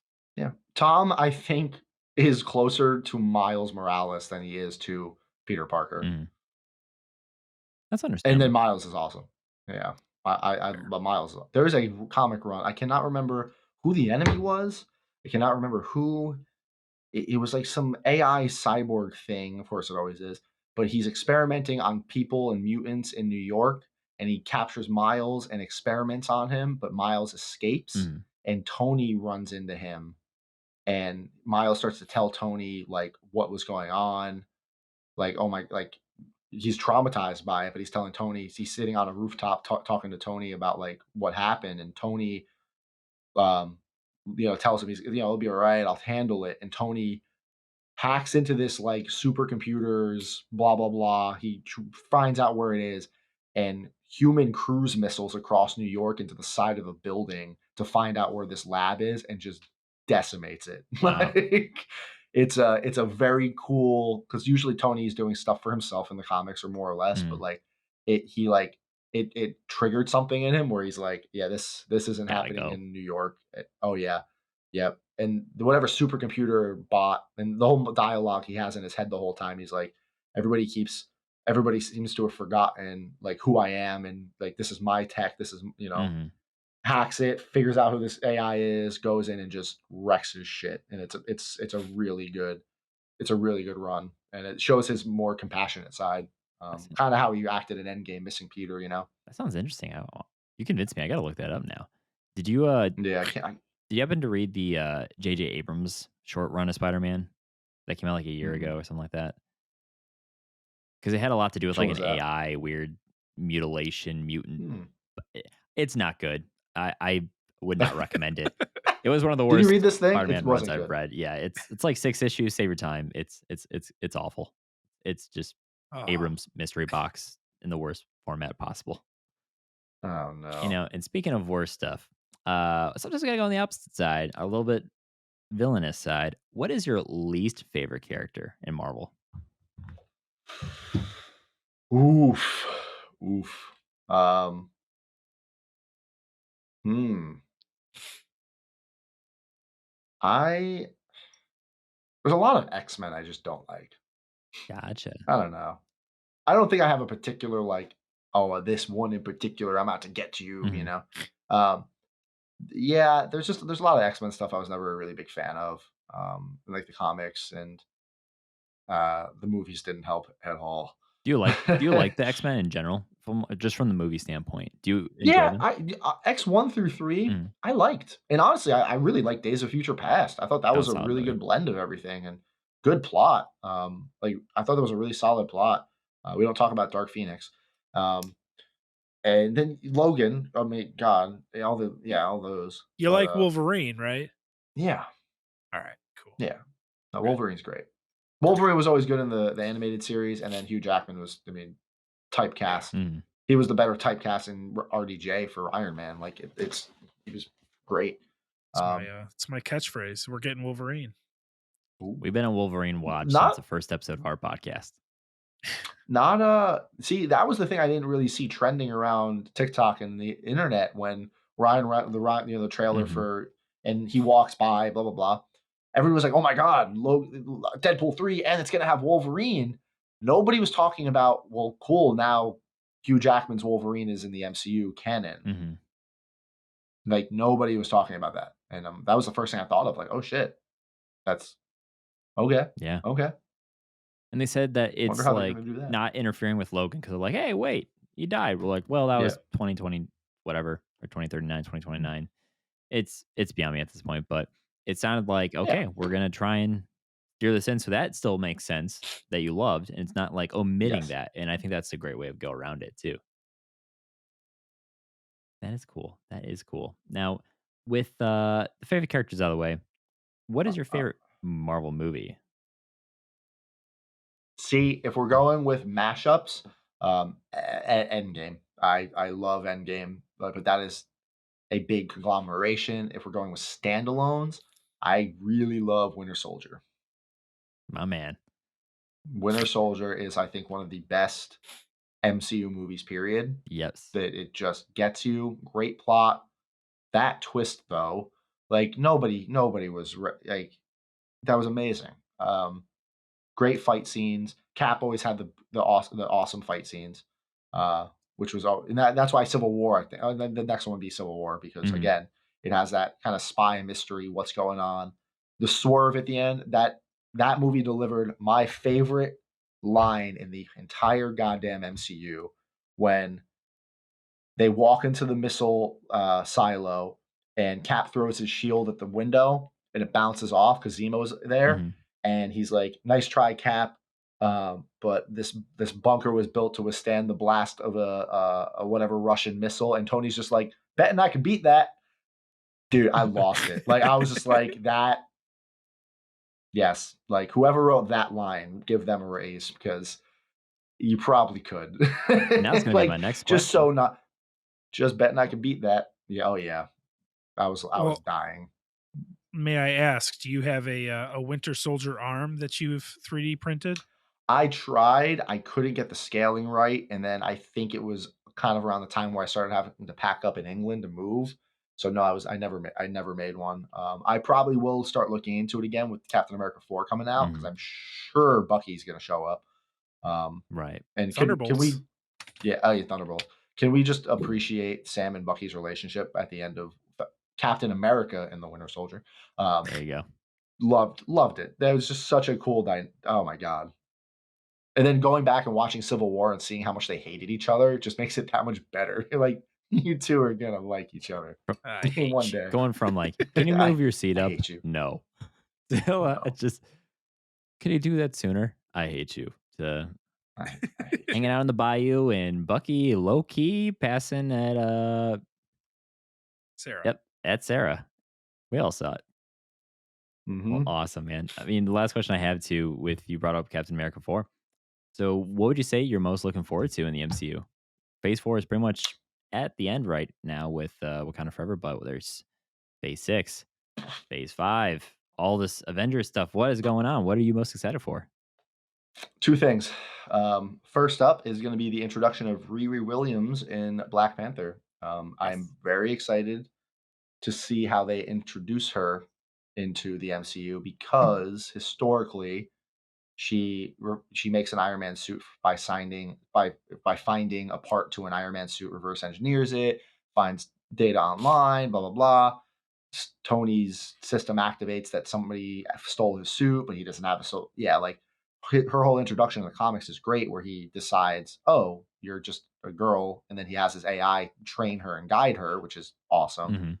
Mhm. I'm curious to see something we had talked about in my Discord actually was what if her introduction of Wakanda Forever is actually a result of the Wakandan outreach program at the end of the first Black Panther? Because they start Love reaching it. out to different parts of the country.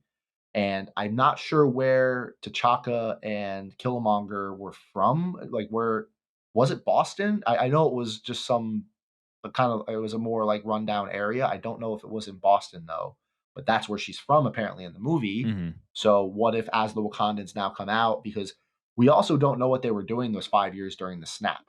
We They were just there, you know. Right. T'Challa was gone, but so Rest in like peace. yeah, so like what happened? You know, I'm sure Wakanda still was around doing stuff clearly. So I think Riri's going to be a result of that. Maybe that's how her and Shuri are friends now because they're both geniuses. Mhm. And then why is she an Iron Man fan? Is it going to be because of Iron Man or is it going to be because of Rhodey? Because he's still flying That's a around good doing point. Rhodey things, I'm sure. So how are they going to shift it? Or did she see Iron Man save somebody when she was a kid? You know, like I hope they stick with Iron Man, Mhm. but I can also see them diverting to Rhodes, which would be fun. Right. Um, and then we get Ironheart. I mean, and she's not Iron Man Junior. Like she is her own person, and I'm excited to see her. Her suits look awesome.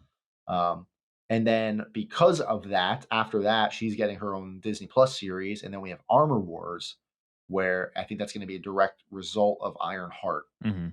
um, where we're going to get to see Rhodey going around the world. And I think Armor Wars is a result of at the end of No Way Home or during No Way Home. Remember when they started confiscating a bunch of Stark tech Mhm. because the drones were used in the attacks? I Right. think that is how Stark's tech is going to leak to the public Mm. because the government finally came and seized his stuff, and I think some of his suits or replicators are going to leak onto the market because of that, and Rhodey's going to have to go and clean up the mess. That's interesting.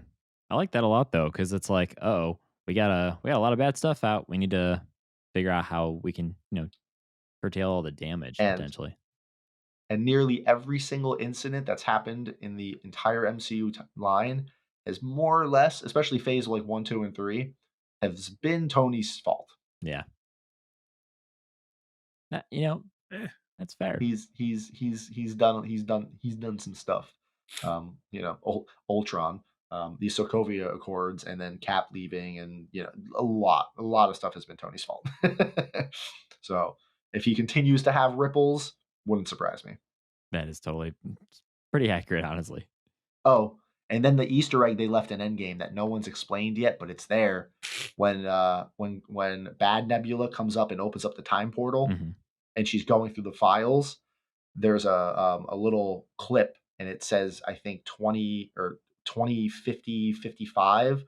It's a future date because it Mm. has a history. It has all the dates that they went to during like New York in the past, and then there's one date in the future, and it's there. It's there. You can pause it and see it.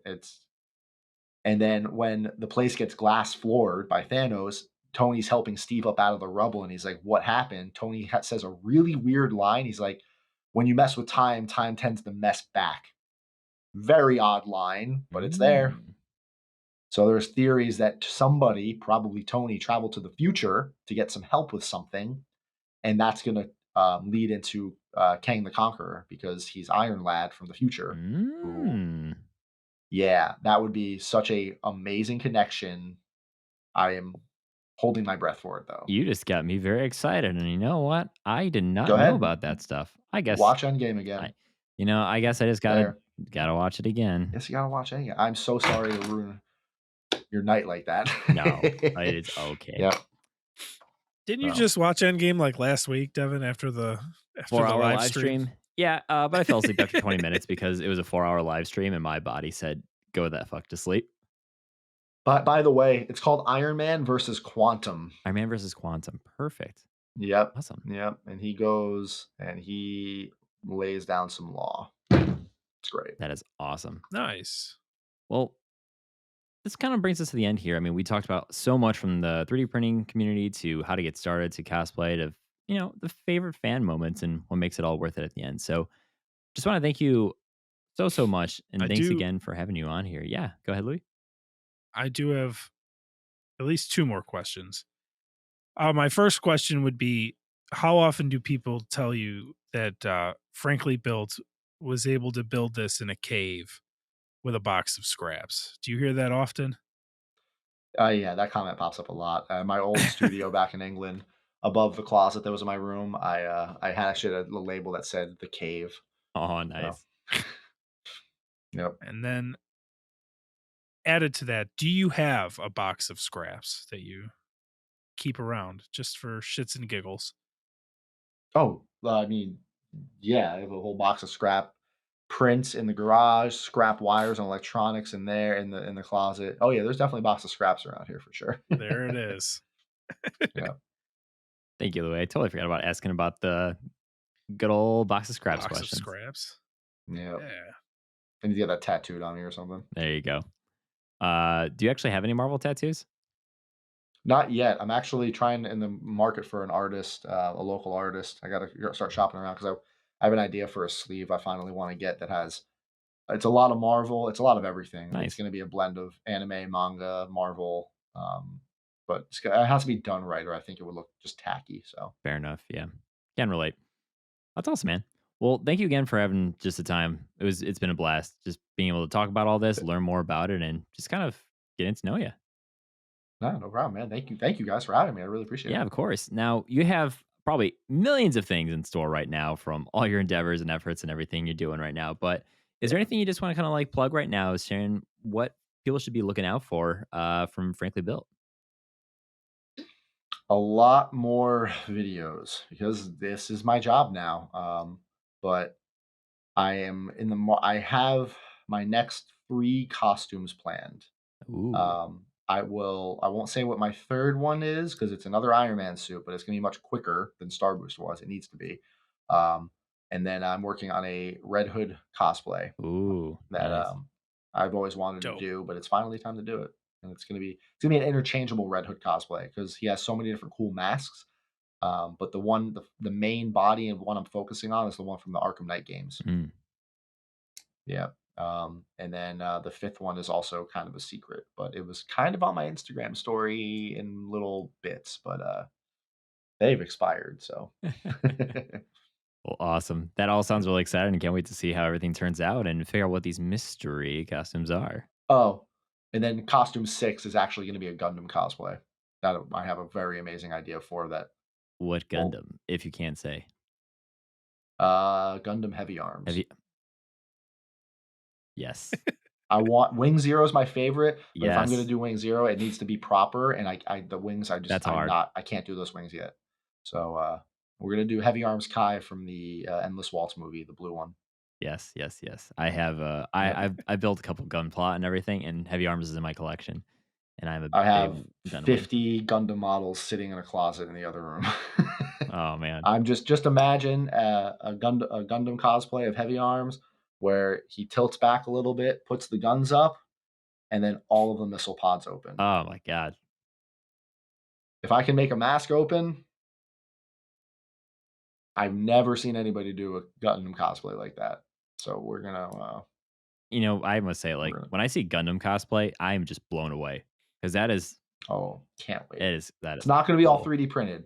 Not it's gonna be a mix of foam and 3D printing because that's a lot more bigger pieces than a Iron Man suit. And I'm gonna be on stilts. Nah, I'm not lugging that around. Called Heavy Arms No. for a reason, right? Oh yeah.